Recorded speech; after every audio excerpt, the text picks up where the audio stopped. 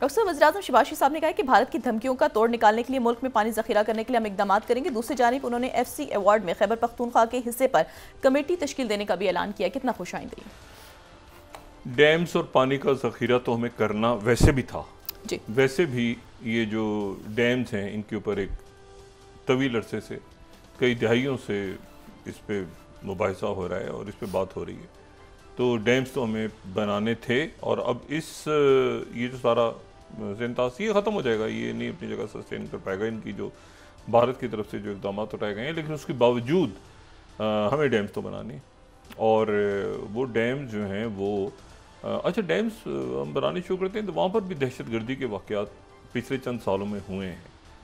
ठीक है, पहले तो एक पॉलिटिकल उसको रंग दिया जाता था कि जी डैम्स नहीं बनेंगे, इतराज़ात सही होते थे, गलत होते थे, उससे कतई नज़र। लेकिन पिछले चंद सालों में डैम्स को बनाने की कोशिश करने वाले अफराद को निशाना भी बनाया गया और वहाँ पर दहशत गर्दी भी हुई। वो लोग जो इन डैम्स के बनने के ख़िलाफ़ थे, पाकिस्तान नहीं बाहर से, यानी जो प्रॉक्सीज मुल्क में काम कर रही हैं, तो बड़ा खुशाइंद है। अब इसमें ये बात तो बहुत अच्छी है। दूसरी जो बात है वो ये है कि बड़ी जंगों की तरफ दुनिया जा रही है और बड़ी जंगों का एक मैदान जो है वो सज रहा है और इन बड़ी जंगों के नतीजे में वो सिस्टम गिरेगा जो 1945 का सिस्टम है, यानी सेकेंड वर्ल्ड वॉर के बाद का सिस्टम, वो जंगों के नतीजे में ही गिरेगा। ये जो एक्सकलेशन पीक पे गई है, ठीक है, इसमें ये पीक पे जो एक्सकलेशन गई है, उस पीक पे एक्सकलेशन जाने के दौरान, यानी एक्सकलेशन कैसे गई पीक पे कि मुज़ाकरात होने थे इस्तांबुल में और उसमें जो है वो यूक्रेन और रशिया के डेलीगेट्स ने आना था और उससे 48 घंटे पहले जो हैं या 24 घंटे या 48 घंटे में जो है वो बड़ी कार्रवाइयाँ हुई रशिया के ख़िलाफ़। कुछ तो ऐसी हैं जिनको आप कह सकते हैं कि वो फ़ौजी कार्रवाइयाँ हुई, यानी उनकी एयर बेसिस को निशाना बनाया गया। फ़ौजी कार्रवाइयाँ हैं क्योंकि टारगेट किया गया एयर बेसिस को, इसके ऊपर हम बहस कर सकते हैं कि फ़ौजी हैं या नहीं, लेकिन दूसरे जो ब्रिज उड़ाए गए जिसमें तो ब्रिजेस जो हैं वो तो उसमें तो सिविलियन टारगेट्स को निशाना बनाया गया। अच्छा, ये जो तादाद है, ये तादाद इसके ऊपर जो अमेरिका की तरफ से मुख्तलिफ और मगरबी मीडिया की तरफ से भी और बाकी सारी जगहों से भी जो इसकी सैटेलाइट पिक्चर्स और सारा कुछ सामने आया, तो उसके नतीजे में पता ये चल रहा है कि ये जो जहाज़ जिनको नुकसान पहुंचा है, इनकी जो तादाद है वो 41 नहीं है बल्कि 12 हैं। 12 जहाज़ हैं जिनको नुकसान पहुंचा है। ठीक है, और यूक्रेन का जो मीडिया है वो भी अब इस बात की तस्दीक कर रहा है कि ये जो हैं ये 12 जहाज़ हैं। ठीक है, और मैं 37 यहाँ पे कोट कर रहा हूँ, कीव से रशिया लॉस्ट 12 एयरक्राफ्ट्स। यूक्रेन की मिलिट्री जो है उन्होंने दोबारा क्लेम किया, लेकिन उससे पहले जो है वो बरतानिया और अमेरिका और नेटो के दूसरे मुल्क, उनकी तरफ से कहा गया था कि ये 41 नहीं है, ये कम जहाज़ हैं और आप इसकी तादाद को बहुत ज़्यादा। उसके बाद इन्होंने अपना नंबर जो है वो वापस लिया। तो उनके जो यूक्रेनियन, ये मैं 36 को भी कोट कर रहा हूँ, 37 को भी कोट कर रहा हूँ और फिर मैं जो है वो 39 को भी कोट कर रहा हूँ, RBC यूक्रेन, कि रशिया के जो लॉसेस हैं 3 जून तक वो 1000 फौजी मारे गए हैं। वो तो लड़ाई तो मुस्तकिल हो रही है और 12 एयरक्राफ्ट जो हैं वो 12 हैं। और 40th को भी मैं कोट कर रहा हूँ, एनिमी लॉसेस, ये सारा यूक्रेन का मीडिया है। In a day the armed forces of Ukraine eliminated 1100 occupiers and 12 aircraft. तो वो जो तादाद है वो अब 41 से 12 हो गई है। अच्छा, ये जहन में रखें कि ये 41 जो है वो नहीं, अब ये 12 है। एक बात हुई। दूसरी बात ये है कि जब दूसरी जंग अजीम ख़त्म हुई तो जर्मनी उसमें हारा, तो जर्मनी का बंटवारा हो गया। 4 जो बड़े ममालिक थे, ये कई दफ़ा हम बात कर चुके हैं, उन्होंने जर्मनी को बांट लिया आपस में। उसमें एक हिस्सा जो है वो चला गया सोवियत यूनियन के पास, और 3 हिस्से जो हैं वो चले गए अमेरिका और फ्रांस और बरतानिया के पास। और फिर उसके बाद जब सर जंग शुरू हुई तो उसमें जो पहला तनाज़ा खड़ा हुआ, ये इस तरह से बंटवारा हो गया था। ये जर्मनी का भी हो गया था, ईस्ट जर्मनी, और ये इलाका फिर वेस्ट जर्मनी बन गया जो कि बरतानिया और फ्रांस और अमेरिका के पास था। ये वेस्ट जर्मनी हो गया, वो ईस्ट जर्मनी हो गया। ठीक है।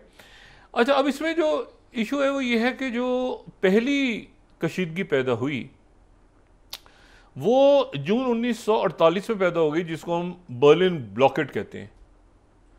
और बर्लिन ब्लॉकेड जो है वो ये था कि काफ़ी महीनों तक रशिया ने, ये सोवियत यूनियन ने ब्लॉकेड रखा कि ये जो इत्तेहादी हैं ये दूसरे इलाके में नहीं जा सकते, ज़मीन क्रॉस नहीं कर सकते, तो जहाज़ों में जाते थे। तो ये पहली, आप समझें कि एक डिप्लोमेटिक सतह पे इसमें झड़पें, कोई लड़ाइयाँ नहीं हुई, लेकिन बर्लिन ब्लॉकेड रहा।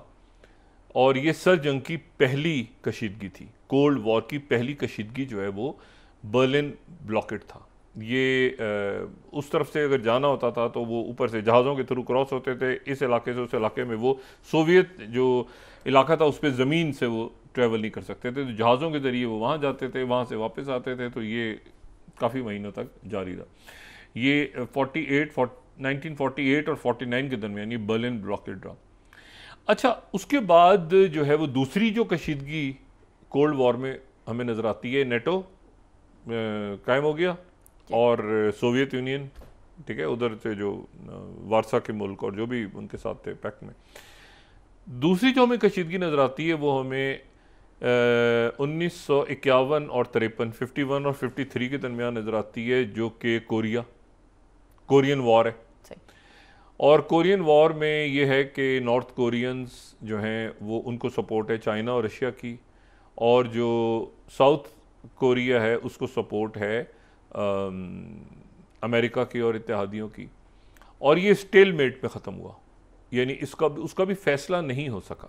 यानी वो जंग जो है वो भी जारी है, क्योंकि उसका भी जो नतीजा है वो भी एक सीज फायर लाइन, या जिसको डी मिलिट्राइज जोन हम कहते हैं, पैरेलल 38, उसकी सूरत में ख़त्म हुआ। और वो एक पट्टी है पूरी। ठीक है। यानी वो जंग कौन जीता कौन हारा अभी तक उसका फैसला नहीं हुआ कि नॉर्थ कोरिया जीता है या साउथ कोरिया जीता है। बस वो एक जंगबंदी हुई, यूनाइटेड नेशंस के लोग आए, उन्होंने जंगबंदी करवा दी। तो ये पहला आप समझेंगे एक तरह से हॉट वॉर थी, उधर से नॉर्थ कोरियन थे, इधर से ये थे। लेकिन ऐसा नहीं हुआ कि वो दोनों फौजी आपस में लड़े हों, लड़ाई हो गई हो अमेरिकन्स की और चाइनीज़ या रशियंस की, ऐसा नहीं हुआ। फिर हमें नज़र आता है जो सबसे ज़्यादा जो तारीखी, वो हमें नज़र आता है क्यूबन मिसाइल क्राइसिस हमें नज़र आता है 16 से 28 अक्टूबर तक, 16 से 28 अक्टूबर 1962 कैनेडी दौर में। और वो हमें नज़र आता है उस वक्त जब अचानक अमेरिकन को पता चलता है कि ये क्यूबा के अंदर जो है, क्यूबा में इनके मिसाइल आ गए हैं रशिया के। क्यूबा बिल्कुल साथ है, ज़ाहिर है कि जो है वो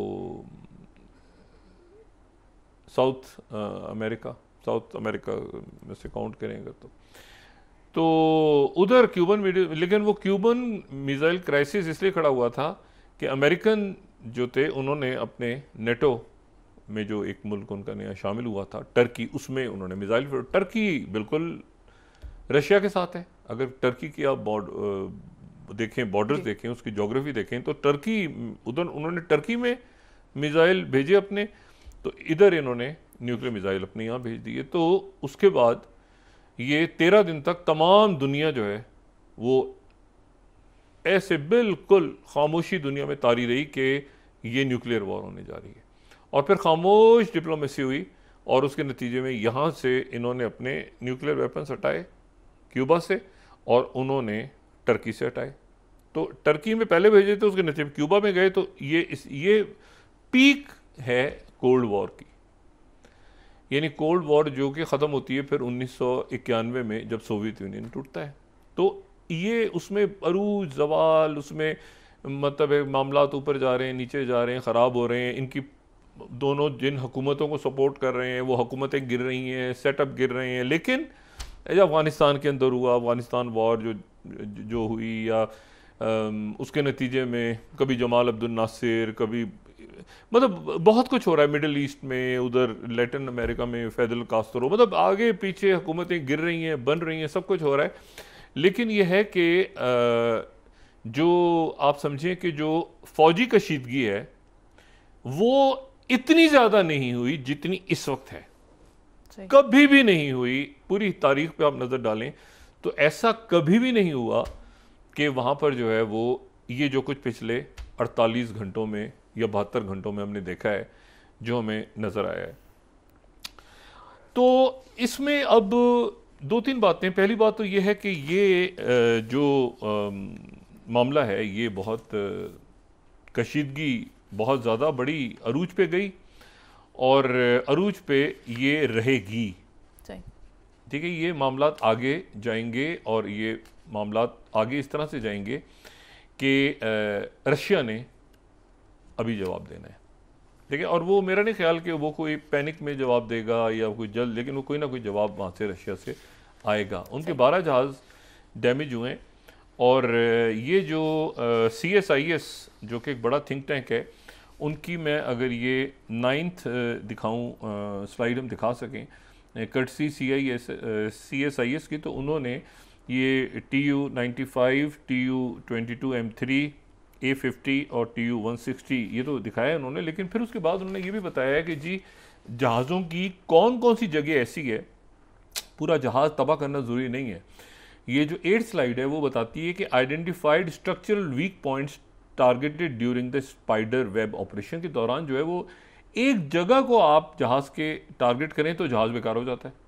आपने देखा नहीं, वैसे ही जहाज़ से परिंदा टकराया तो जहाज़ जो है वो मतलब जहाज़ बड़े वल्नरेबल है। तो लेकिन इन जगहों पे अगर अटैक करें स्पेसिफिकली, तो ये जो स्पेसिफिक जगह टारगेट हुई है, पूरा जहाज़ ख़ास जगह टारगेट हुई है, तो उसके नतीजे में एक विंग टूट गया किसी जहाज़ का तो जहाज़ बेकार हो गया। लेकिन ये वो जगह हैं जो आर्टिफिशियल इंटेलिजेंस के ज़रिए उन्होंने मार्क की कि एग्जैक्ट इस जगह को वो छोटा सा ड्रोन अगर हिट करता है, ठीक है, जो वहाँ पे स्मगल हुआ है, तो उसके नतीजे में नाकाबिले तलाफ़ी नुकसान पहुँच जाएगा जहाज़ को और बड़ा अरसा लगेगा उसको बनाने में या उसको दोबारा उस पोजीशन में लाने में। ये नहीं कि आप एक पहिया उसका उड़ गया तो जनाब पहिया तो दूसरा लगा देंगे आप, या मैं मिसाल दे रहा हूँ। तो मतलब उसको एक ऐसी जगह वो जगह भी उनके जो वीक पॉइंट्स हैं वो तक आइडेंटिफाई जो है वो वहाँ पर किए गए।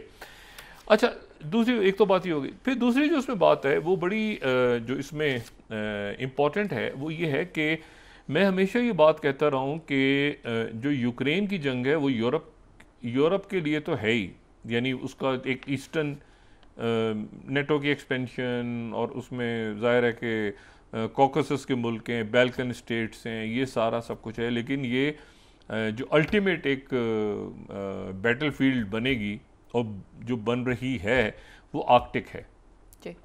हमेशा ये बात मैं कहता रहा हूँ कि आर्कटिक जो है उसको आप किसी भी सूरत आप आर्कटिक ओशन को नज़रअंदाज इसमें कर ही नहीं सकते। और उसकी वजह यह है कि उसकी वजह हमने उस दिन भी बताई थी कि ग्रीनलैंड में उनको दिलचस्पी क्यों है ट्रंप को। भाई ग्रीनलैंड में उनको दिलचस्पी इसलिए कि ग्रीनलैंड का बहुत बड़ा जो इलाका है वो मिलता है, ये जो ग्रीनलैंड हमें ग्रीन कलर में नज़र आ रहा है, ये आर्कटिक के साथ इसकी बहुत बड़ी, और बाकी जो ऑरेंज है ये सारा रशिया है।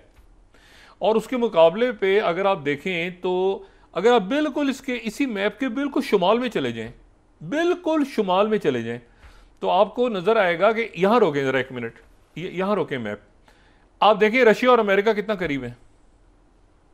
यहां खड़े होकर मेरे ख्याल से आप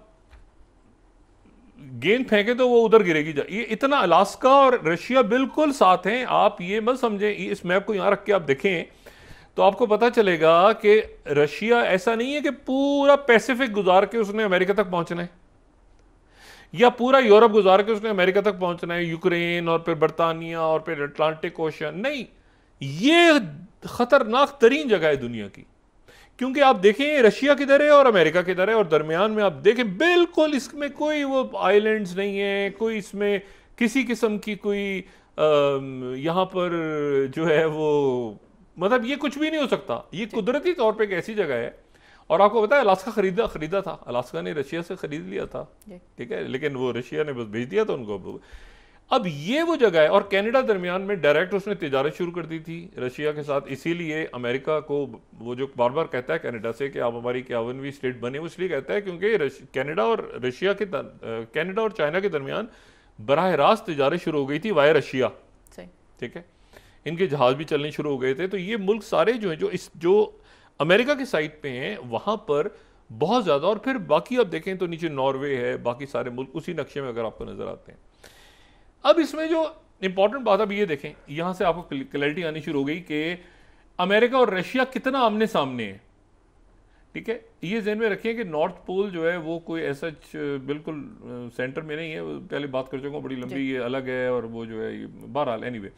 अच्छा, फिर आ जाता है बेरेंट सी, और फिर उसके बाद आप नीचे जाएं तो फिर आपको बाकी मुल्क नज़र आते हैं। नॉर्वे है, ग्रीनलैंड डेनमार्क के पास है, स्वीडन है, फिनलैंड है, लेकिन कितने थोड़े हैं। रशिया को देखिए आप कितना बड़ा है, रशिया वो जो येलो है इसमें। ठीक है, अच्छा अब ये इसमें एक बात जो इंपॉर्टेंट है वो ये है कि बिल्कुल अगर हम उस मैप को जो आर्कटिक का है उसको हम गौर से देखें तो हमें उसमें एक नेवल बेस नजर आती है जो कि रशिया की आर्कटिक के पास नेवल बेस है।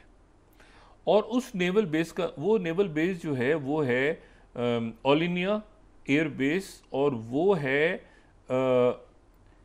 मुरमैंस्क ओब्लास्ट के बिल्कुल पास। अब इस मैप में मैं कोशिश करता हूं कि वो नज़र आ जाए किसी तरह।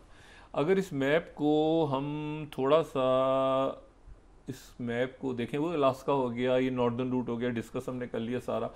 अच्छा, ये आपको नज़र आएगा, थोड़ा सा ऊपर करें इसको, ज़रा इसको और स्लाइड करें तो ये आपको नज़र आएगा मुरमांस्क, ये नज़र आ रहा है ना आपको, ये रशिया में, रशिया की जो साइड है उसमें आपको एक जगह नज़र आ रही है जो कि मुरमांस्क का इलाका है। ठीक है, ये एक इलाका है जो मुरमांस्क का इलाका है। ठीक है, बिल्कुल नज़र आ रहा होगा सबको मेरे ख्याल से, वो जो ब्लैक कलर की लाइन जहाँ ख़त्म हो रही है आके, ब्लैक लाइन, इसके बिल्कुल आप समझे कोई 90 किलोमीटर दूर जो है वो है ओलेनिया एयरबेस,